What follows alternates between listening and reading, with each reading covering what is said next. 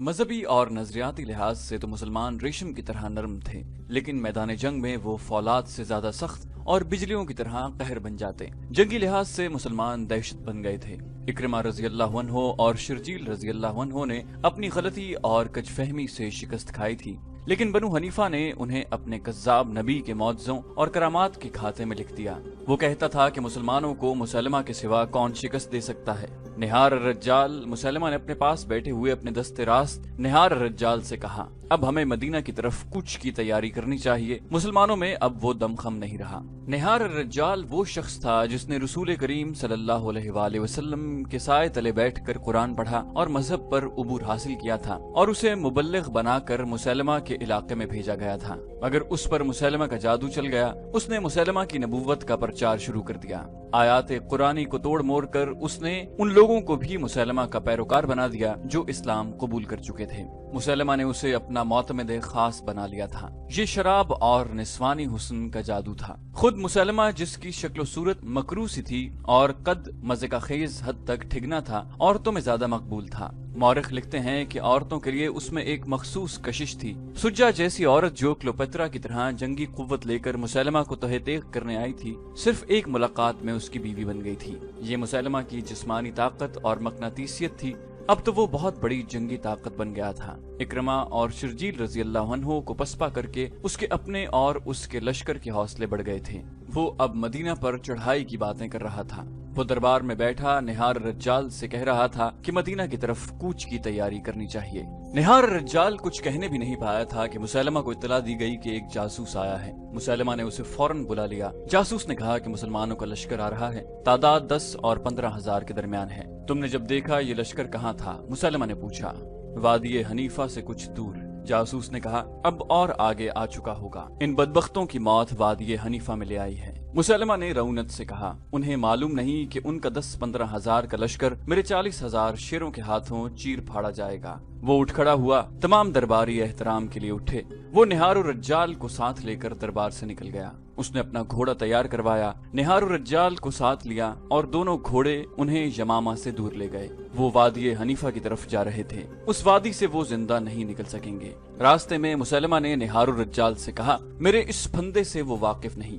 رجال نے قہقہ لگایا اور کہا، آج محمد صلی اللہ علیہ وآلہ وسلم کا اسلام وادی حنیفہ میں دفن ہو جائے گا۔ وہ آدھا راستہ طے کر چکے تھے کہ آگے سے ایک گھڑ سوار گھوڑا سرپٹ دوڑاتا آ رہا تھا۔ مسلمہ کو دیکھ کر وہ رک گیا۔ یا نبی، گھڑ سوار نے ہامتی ہوئی آواز میں کہا، مجاع بن مرارہ کو مسلمانوں نے قید کر لیا ہے۔ مجاع کو؟ مسلمہ نے حیرت سے کہا۔ رجال نے ڈری ہوئی سی آواز میں کہا، مجاع کی ٹکر کا ہمارے پاس اور کوئی سالار نہیں۔ مسلمہ نے کہا، مجاع کا قید ہو جانا ہمارے لیے اچھا شگون نہیں۔ مجاع بن مرارہ مسلمہ کا بڑا ہی قابل اور دلیر سالار تھا۔ وہ خالد بن ولید رضی اللہ عنہ سے ملتا جلتا تھا۔ مورخوں نے لکھا ہے کہ خالد رضی اللہ عنہ کے مقابلے میں لڑنے اور جنگی چالیں چلنے کی اہلیت صرف مجاع میں تھی۔ مجاع مسلمانوں کے ہاتھوں اس طرح چڑھ گیا تھا کہ اس کے قریبی رشتہ دار کو بنی عامر اور بنی تمیم کے کچھ لوگوں نے قتل کر دیا تھا۔ مجاع نے مسلمہ سے اجازت لی تھی کہ وہ لشکر کے 40 سوار ساتھ لے کر جائے اور اپنے رشتہ دار کے قتل کا انتقام لے۔ مسلمہ اپنے اتنے قابل سالار کو مایوس نہیں کر سکتا تھا، اس نے اسے اجازت دے دی۔ مجاع اپنی دشمن کی بستی میں گیا اور انتقام لے کر واپس آ رہا تھا۔ اسے معلوم نہیں تھا کہ جس علاقے کو وہ محفوظ سمجھتا تھا وہ اب محفوظ نہیں۔ اس نے اپنے سواروں کو ایک جگہ آرام کے لیے روک لیا۔ وہ سب اپنا فرض کامیابی سے پورا کر رہے تھے۔ گھوڑوں کی زینے اتار کر وہ لیٹ گئے اور گہری نیند سو گئے۔ خالد رضی اللہ عنہ کا لشکر اسی طرف آ رہا تھا۔ الصبح اس لشکر کا ہراول دستہ وہاں پہنچا جہاں مجاع اپنے 40 سواروں کے ساتھ گہری نیند سویا ہوا تھا۔ ان سب کو مجاہدین نے جگایا، ان سے ہتھیار اور گھوڑے لے لیے اور انہیں حراست میں لے کر پیچھے خالد رضی اللہ عنہ کے پاس لے گئے۔ خالد رضی اللہ عنہ کو معلوم نہیں تھا کہ مجاع مسلمہ کا بڑا قیمتی سالار ہے۔ خالد رضی اللہ عنہ نے اسے بھی محض سوار یا سپاہی سمجھا۔ انہوں نے دراصل بڑا موٹا شکار پکڑا تھا۔ انہوں نے یہ تو بتا دیا کہ وہ مسلمہ کی فوج کے آدمی ہیں، لیکن مجاع کا رتبہ ظاہر نہ ہونے دیا۔ کیا تم ہمارے مقابلے کے لیے آئے تھے؟ خالد رضی اللہ عنہ نے ان سے پوچھا۔ ایک نے جواب دیا، نہیں، ہمیں تو معلوم ہی نہیں تھا کہ مسلمانوں کا لشکر آ رہا ہے۔ ہم بنی عامر اور بنی تمیم سے اپنے ایک خون کا بدلہ لینے گئے تھے۔ خالد رضی اللہ عنہ نے کہا، میں نے مان لیا، میں تمہاری جان بخشی کر سکتا ہوں۔ اب میرے اس سوال کا جواب دو کہ تم کسے اللہ کا سچا رسول مانتے ہو اور کس پر ایمان رکھتے ہو؟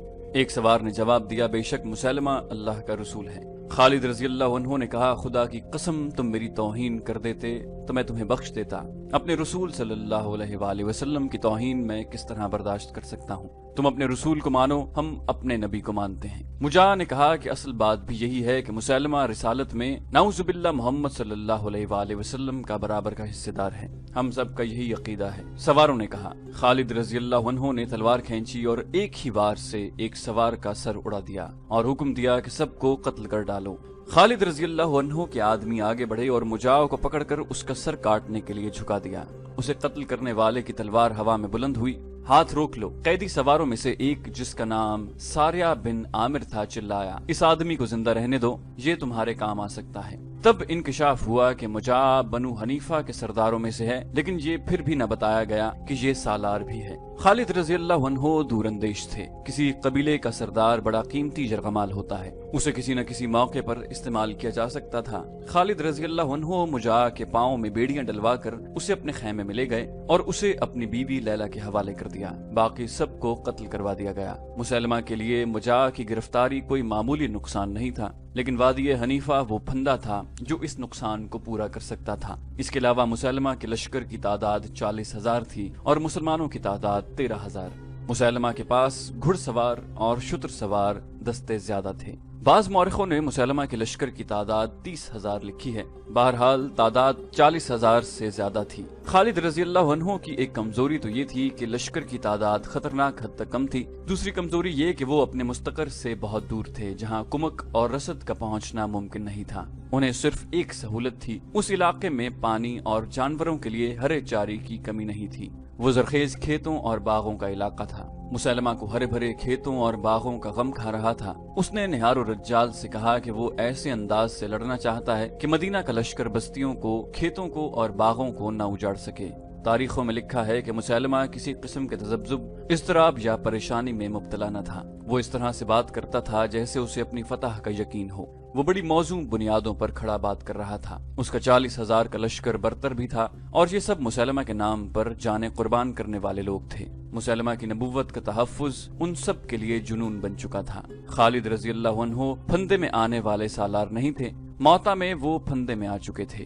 یمامہ کے علاقوں سے وہ واقف نہیں تھے۔ انہوں نے دیکھ بھال اور آگے کی زمین کا جائزہ لینے کے لیے ایک پارٹی بھیج دی۔ رات کو اس پارٹی نے جو رپورٹ دی اس کے مطابق خالد رضی اللہ عنہ نے اپنا راستہ بدل دیا تاکہ حنیفہ کی وادی کے اندر سے نہ گزرنا پڑے۔ وہ ذرا دور کا چکر کاٹ کر آگے نکل گئے۔ مسلمہ نے بھی دیکھ بھال کا انتظام کر رکھا تھا۔ اسے اطلاع ملی کہ مدینہ والے آگے نکل گئے ہیں تو اس نے اپنا لشکر بڑی تیزی سے اقربہ کے میدان میں منتقل کر دیا۔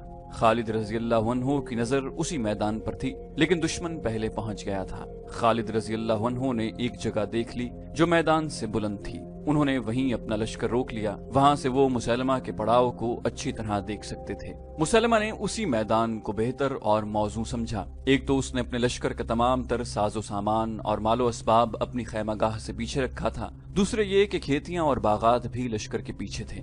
ان سب کی وہ بڑی اچھی طرح سے حفاظت کر سکتا تھا۔ اس نے یہ بھی دیکھ لیا تھا کہ خالد رضی اللہ عنہ یہاں سے آگے یمامہ کو بڑھے تو وہ ان پر عقب سے حملہ کر دے گا۔ خالد رضی اللہ عنہ بھی اس صورت کو بھانپ چکے تھے کہ وہ یہاں سے آگے بڑھے تو مارے جائیں گے۔ مسلمہ نے اپنے لشکر کو 3 حصوں میں تقسیم کیا۔ اس نے دائیں حصے کی قیادت نہار الرجال کو دی، بائیں حصے کا سالار محکم بن طفیل تھا اور درمیان میں یعنی قلب میں وہ خود رہا۔ اس نے اپنے بیٹے کو جس کا نام بھی شرجیل تھا کہا کہ وہ لشکر سے خطاب کرے۔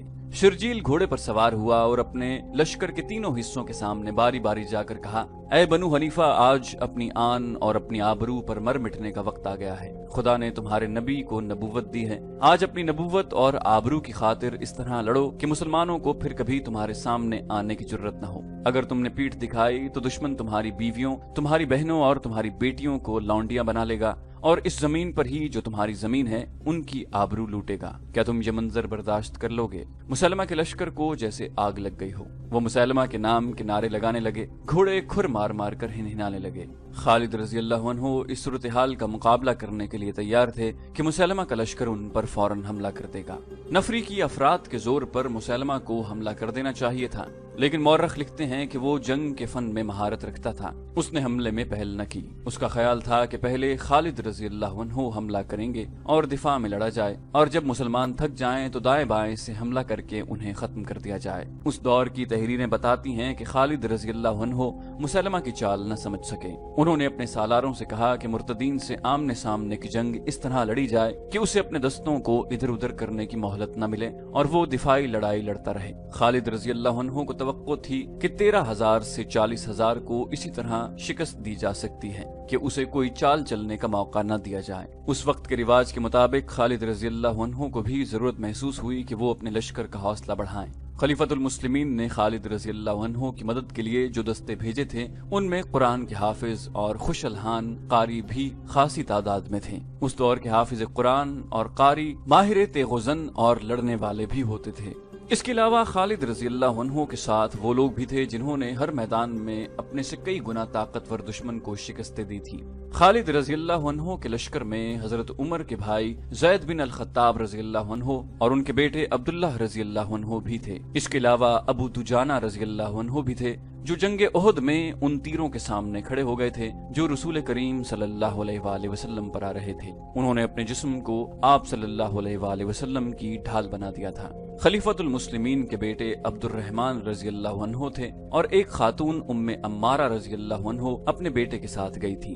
उम्मे अम्मारा रजी अल्लाह अन्हु जंगे ओहद में बाकायदा लड़ी थी। उनके अलावा वहशी नाम का हबशी वो भी खालिद रजी अल्लाह अन्हु के साथ था। कबूल इस्लाम से पहले जंगे ओहद में इसी वहशी ने हमजा रजी अल्लाह अन्हु को बर्छी फेंक कर शहीद किया था, लेकिन बाद में अल्लाह ताला की तरफ से हिदायत मिलने पर वहशी ने भी इस्लाम कबूल कर लिया। मुजाहिदीन का लश्कर तादाद में तो कम था लेकिन जोश जिहाद और जज्बे के लिहाज से कमतर न था। खालिद रजी अल्लाह अन्हु ने खुद भी अपने लश्कर का हौसला बढ़ाया और कुरान के हाफिजों और कारियों से कहा कि वो मुजाहिदीन मदीना को आयात कुरानी सुनाकर बताएं कि वो घरों से इतनी दूर किस मकसद के लिए लड़ने आए हैं। कारी अपनी पुरअसर आवाजों में लश्कर को वो आयात सुनाने लगे जिनमें मुसलमानों के लिए जहाद फर्ज करार दिया गया है। ये सिलसिला रात भर चलता रहा। अल्लाह के सिवा और कौन था जो इन कलील तादाद मुजाहिदीन इस्लाम की मदद करता। मौरखीन के मुताबिक मुजाहिदीन के इस लश्कर ने तमाम रात इबादत और दुआओं में गुजार दी। दिसंबर 632 ईस्वी के तीसरे हफ्ते की एक सुबह तुलू हुई तो खालिद रजी अल्लाह अन्हु ने मुसलमा के लश्कर पर हमले का हुक्म दे दिया। खालिद रजी अल्लाह अन्हु ने भी अपने लश्कर को 3 हिस्सों में तकसीम कर रखा था। कल्ब की क़यादत उन्होंने अपने पास रखी थी। एक तरफ अबू हुज़ैफा रजी अल्लाह अन्हु और दूसरी तरफ ज़ैद बिन खत्ताब रजी अल्लाह अन्हु थे। मुसलमान जिस कहर व गज़ब से हमलावर हुए और जिस बेजिगरी से लड़े वो देखकर खालिद रजी अल्लाह अन्हु को उम्मीद बंध गई कि वो मुर्तदीन के लश्कर को उखाड़ फेंकेंगे। खुद खालिद रजी अल्लाह अन्हु सिपाहियों की तरह लड़ रहे थे, लेकिन खासा वक्त गुजर जाने के बाद भी मुसलमा का लश्कर जहाँ था वहीं रहा। बहुत से मुजाहिदीन पहले हल्ले में ही शहीद हो गए। दिन गुजरता जा रहा था, मैदान जंग का कहर बढ़ता जा रहा था। एक शोर था, चीखो पुकार थी, कर्बनाक आहो बका थी जो जमीनों आसमान को हिला रही थी। मुसलमा का लश्कर घूम फिर कर लड़ रहा था। उसकी कोशिश ये थी कि मुसलमानों को घेरे में ले ले और मुसलमानों का अज़्म ये था कि मुर्तदीन के इस लश्कर के कदम उखाड़ने हैं और यमामा पर कब्जा करना है। दोनों लश्कर अपनी अपनी कोशिशों में नाकाम हो रहे थे। अगर कामयाब था तो वो मुसलमा का लश्कर था। मुसलमा बहुत चालाक और होशियार था। वो जायजा लेता रहा कि मुसलमान कब थक कर चूर होते हैं। आधा दिन गुजर गया, जमीन खून से लाल होती जा रही थी। जख्मी इंसान भागते दौड़ते घोड़ों तले कुचले जा रहे थे। मुसलमान इस कदर बेजिगरी से लड़ने की वजह से कुछ जल्दी थक गए। मुसलमा ने भांप लिया। उसने अपने लश्कर के एक ताजा दम हिस्से को मुसलमानों पर हमले का हुक्म दे दिया। उसके लश्कर का ये हिस्सा तूफानी मौज की तरह आया। मुसलमा ने सबको यकीन दिला रखा था कि जो उसकी नबूवत की खातिर लड़ता हुआ मरेगा वो सीधा जन्नत में जाएगा। खालिद रजी अल्लाह अन्हु ने थोड़ी ही देर बाद महसूस कर लिया कि उसके लश्कर पर दबाव बहुत तेज हो गया है। खालिद रजी अल्लाह अन्हु कोई चाल सोच ही रहे थे कि मुसलमानों ने पीछे हटना शुरू कर दिया। आगे वाले दस्ते तेजी से पीछे हटे, पीछे वाले उनसे ज्यादा तेजी से पसपा हुए। सालारों ने बहुत शोर मचाया, लश्कर को पुकारा, नारे लगाए, लेकिन मुर्तदीन का दबाव ऐसा कहर की सूरत इख्तियार कर गया था जिसे मुसलमान बर्दाश्त न कर सके और उनमें बदनज़मी फैल गई। देखा देखी मुसलमान ऐसी बुरी तरह पसपा हुए कि अपनी खैमागाह में भी न रुके और दूर पीछे चले गए। मुसलमा के लश्कर ने उनका ताक़ुब किया। उहद के मैदान में भी मुसलमानों ने अपने लिए ऐसी ही सूरत हाल पैदा कर ली थी और हजीमत उठाई थी। ये उनकी दूसरी पसपाई थी जो भगदड़ की सूरत इख्तियार कर गई थी। मुसैलमा का लश्कर जो मुसलमानों की खैमागाह तक पहुंचा था तो उसने वहां लूट मार शुरू कर दी। वहां उन्हें रोकने वाला कोई न था। खालिद रज़ी अल्लाह अन्हु और उनके सालार दौड़ दौड़ कर अपने लश्कर को रोकने के लिए चीखो चिल्ला रहे थे, लेकिन मुसलमान अपनी खैमागाह से खासी दूर जाकर रुके। मुसैलमा के कुछ आदमियों को खालिद रज़ी अल्लाह अन्हु का खैमा मिल गया। वो उसमें जा घुसे। वहां उन्हें ज्यादा माल दौलत मिलने की तवक्को थी, लेकिन इस खैमे में उन्हें दो इतने कीमती इंसान मिल गए जिनकी उन्हें तवक्को नहीं थी। एक तो उनका अपना सरदार और सालार मुजा था जो बेड़ियों में जकड़ा हुआ था, और उसके साथ खालिद रज़ी अल्लाह अन्हु की नई बीवी लैला उम्मे तमीम थी, जिसके हुस्न के चर्चे उन्होंने सुन रखे थे लेकिन उसे देखा कभी नहीं था। मुजा को तो उन्होंने पहचान लिया। लैला के मुताल्लिक उन्हें मुजा ने बताया कि ये कौन है। बैक वक्त 2-3 आदमी लैला की तरफ लपके। वो उसे कत्ल करना या अपने साथ ले जाना चाहते थे।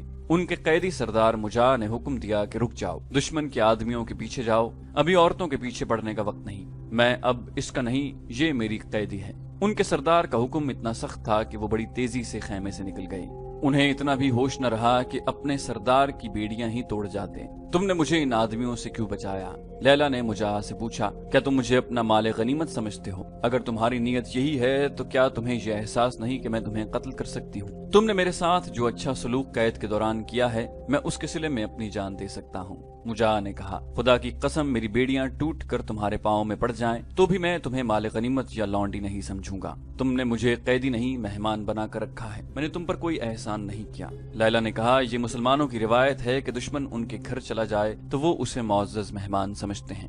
अगर तुम मेरे घर में होते तो मैं तुम्हें और ज्यादा आराम पहुंचा सकती थी। मुजा ने कहा, लैला, क्या तुझे अभी एहसास नहीं हुआ कि तुम्हारा खामद शिकस्त खाकर भाग गया है और तुम मेरे कब्जे में हो? फतह और शिकस्त का फैसला खुदा करेगा। लैला ने जवाब दिया, मेरा खामद इससे ज्यादा सख्त चोटें बर्दाश्त कर सकता है। मुजा ने फातिहाना मुस्कुराहट से कहा, कम फहम खातून, क्या तुझे अभी तक एहसास नहीं हुआ कि खुदा मुसैलमा के साथ है? मुसैलमा उसका सच्चा नबी है। मुजा। लैला ने गरज कर उसकी बात वहीं खत्म कर दी और बोली, अगर तूने मोहम्मद सल्लल्लाहु अलैहि वसल्लम की रिसालत के खिलाफ कोई बात की तो मुझ पर तेरा कत्ल फर्ज हो जाएगा। मैं देख रही हूँ कि मेरा लश्कर मुझे इस खैमागाह में अकेला छोड़कर भाग गया है, जहाँ मेरे दीन के दुश्मन लूट मार कर रहे हैं, लेकिन मेरे दिल पर जरा सा भी खौफ नहीं। खौफ इसलिए नहीं कि मुझे अल्लाह पर पूरा भरोसा है। मुजा खामोश रहा और वो कुछ देर नजरें लैला के चेहरे पर गाड़े रहा। बाहर फातिह लश्कर का फातिहाना गुल गपाड़ा था। वो मुसलमानों के खैमों को फाड़ फाड़ कर उनके टुकड़े बखेर रहे थे। मुजा और लैला को तवक्को थी कि अभी मुसैलमा के आदमी आएंगे और दोनों को साथ ले जाएंगे, लेकिन अचानक गुल गपाड़ा खत्म हो गया और लूट मार करने वाले लोग भागते दौड़ते खैमागाह से निकल गए। इसकी वजह ये थी कि मुसैलमा की तरफ से हुक्म आया था कि फौरन वापस मैदान अकरबा में पहुंचो, क्योंकि मुसैलमा ने देख लिया था कि मुसलमान बड़ी तेजी से इकट्ठे होकर मुनज़्ज़म हो रहे हैं। मुसैलमा कोई खतरा मोल नहीं लेना चाहता था। वो मुसलमानों की शजाअत और उनके जज्बे से मरूब था। मुजा और लैला खैमे में अकेले रह गए। मुजा के चेहरे पर जो रौनक आई थी वो फिर बुझ गई। खालिद रज़ी अल्लाह अन्हु इतनी जल्दी हार मानने वाले नहीं थे। जाया करने के लिए उनके पास एक लम्हा भी नहीं था। उन्होंने अपने सालारों और कमांडरों को इकट्ठा किया और उन्हें इस पसपाई पर शर्म दिलाई। इतने में एक घोड़ा सरपट दौड़ता आया और सालारों वगैरह के इज्तिमा में आ रुका। वो उमर रज़ी अल्लाह अन्हु के भाई ज़ैद बिन खत्ताब रज़ी अल्लाह अन्हु थे। खुदा की कसम इब्ने वलीद, ज़ैद बिन खत्ताब रज़ी अल्लाह अन्हु ने घोड़े से कूदकर उतरते हुए जोशीली आवाज में कहा, मैंने मुसैलमा का दायां हाथ काट दिया है। मैंने निहारुर रज्जाल को अपने हाथों कत्ल किया है। ये अल्लाह का इशारा है कि फतह हमारी होगी। निहारुर रज्जाल का हलाक हो जाना मुसैलमा के लिए कोई मामूली नुकसान नहीं था। बताया जा चुका है कि वो मुसैलमा का मोतमिद खास, वाहिद मुशीर और सही मानों में दस्तराज था। खालिद रज़ी अल्लाह अन्हु और उनके सालारों ने ये खबर सुनी तो उनके चेहरों पर ताज़ा हौसलों की सुर्खी आ गई। क्या तुम जानते हो कि हमें किस जुर्म की सजा मिली है? खालिद रज़ी अल्लाह अन्हु ने गुस्सैली आवाज में कहा, मुझे बताया गया है कि हमारे लश्कर में दिल फट गए थे। लड़ाई से पहले ही हमारे लश्कर के महाजर कहने लगे थे कि बहादुरी में अंसार और बद्दू उनका मुकाबला नहीं कर सकते। अंसार कहते थे कि मुसलमानों में उन जैसा बहादुर कोई नहीं, और बद्दुओं ने कहा कि मक्का और मदीना के लोग तो ये भी नहीं जानते कि जंग होती क्या है। तुम जानते हो कि हम में मक्का के महाजिर भी हैं, मदीना के अंसार भी हैं और इर्द गिर्द के इलाकों से आए हुए बद्दू भी। इन लोगों ने एक दूसरे पर तानाजनी शुरू कर दी थी। इसका हमारे पास कोई इलाज नहीं, एक सालार ने कहा। मेरे पास इसका इलाज है, खालिद रज़ी अल्लाह अन्हु ने कहा। हमने लश्कर में उन सब को इकट्ठा रखा हुआ है। मजीद वक्त जाया किए बगैर तुम सब जाओ और महाजरीन को अलग, अंसार को अलग और बद्दुओं को अलग कर दो। थोड़े से वक्त में खालिद रजी अल्लाह अन्हु के हुक्म की तामील हो गई। लश्कर 3 हिस्सों में तकसीम हो चुका था, एक हिस्सा महाजरों का, एक अंसार का और एक बद्दुओं का। खालिद रजी अल्लाह अन्हु घोड़े पर सवार उनके सामने जा खड़े हुए। अल्लाह के सिपाहियों, खालिद रजी अल्लाह अन्हु ने बड़ी ही बुलंद आवाज में कहा, हमने मैदान में पीठ दिखाकर दुश्मन के लिए हंसी और तानाजनी का मौका पैदा कर दिया है। कौन कह सकता है कि तुम में से कौन बहादुरी से लड़ा और कौन सबसे पहले भाग उठा, महाजरीन, अंसार या बद्दू? अब मैंने तुम्हें इसलिए अलग अलग कर दिया है कि दुश्मन पर फौरन जवाबी हमला करना है। अब देखेंगे कि तुम में से कौन कितना बहादुर है। बहादुरी और बुज़दिली का फैसला तानाजनी से नहीं किया जा सकता। मैदान में कुछ करके दिखाओ, लेकिन इत्तेहाद को हाथ से न जाने देना। रसूलुल्लाह सल्लल्लाहु अलैहि वसल्लम ने तुम्हें जिस बाहमी प्यार का सबक दिया था वो भूल न जाना। तुम में से कोई गिरोह दुश्मन के दबाव को बर्दाश्त न करते हुए पीछे हटे तो दूसरे गिरोह उसकी मदद को पहुंचे। हमें दुश्मन पर साबित करना है कि मुसलमा झूठा नबी है। अगर हम शिकस्त खा गए तो ये झूठी नबुव्वत हम पर मुसल्लत हो जाएगी और हम मुसलमा के गुलाम और हमारी औरतें मुर्तदीन की लौंडियां बन जाएंगी। खालिद रजी अल्लाह अन्हु के ये अल्फाज उन तीरों की तरह कारगर साबित हुए जो अपने निशाने से इधर उधर नहीं जाया करते। लश्कर में नया जोश और नया वलवला पैदा हो गया। उधर मुर्तदीन मुजाहिदीन की खैमागाह लूट कर और तबाह करके जा चुके थे। इधर से मुसलमान इशारा मिलते ही मुसलमा के लश्कर की तरफ चल पड़े। मुसलमा ने अपने लश्कर को फिर हमला करने की तरतीब में कर लिया। जब मुजाहिदीन इस्लाम का लश्कर मुकाबले में पहुंचा तो अंसार से एक सरदार साबित बिन कैस घोड़े को ईड़ लगाकर लश्कर के सामने आ गए। उन्होंने बुलंद आवाज से कहा, ए अहले मदीना, तुम एक शर्मनाक मुजाहिरा कर चुके हो। साबित बिन कैस ने दुश्मन की तरफ इशारा करके कहा, ऐ मेरे अल्लाह, जिस किसी की ये लोग इबादत करते हैं मैं उस पर लानत भेजता हूँ। इन्होंने मुजाहिदीन की तरफ मुंह करके कहा, ऐ अल्लाह, जो बुरी मिसाल मेरे इस लश्कर ने कायम की है मैं उस पर भी लानत भेजता हूँ। इतना कहकर साबित बिन कैस रज़ी अल्लाह अन्हु ने न्याम से तलवार खींची और घोड़े का रुख दुश्मन की तरफ करके एड़ लगा दी। उनके आखिरी अल्फाज ये थे, देखो मेरी तलवार दुश्मन को मजा चखाएगी और तुम्हें हिम्मत और इस्तक़लाल का नमूना दिखाएगी। साबित बिन कैस ने घोड़े को ईड़ लगाई और खालिद रज़ी अल्लाह अन्हु ने हमले का हुक्म दे दिया।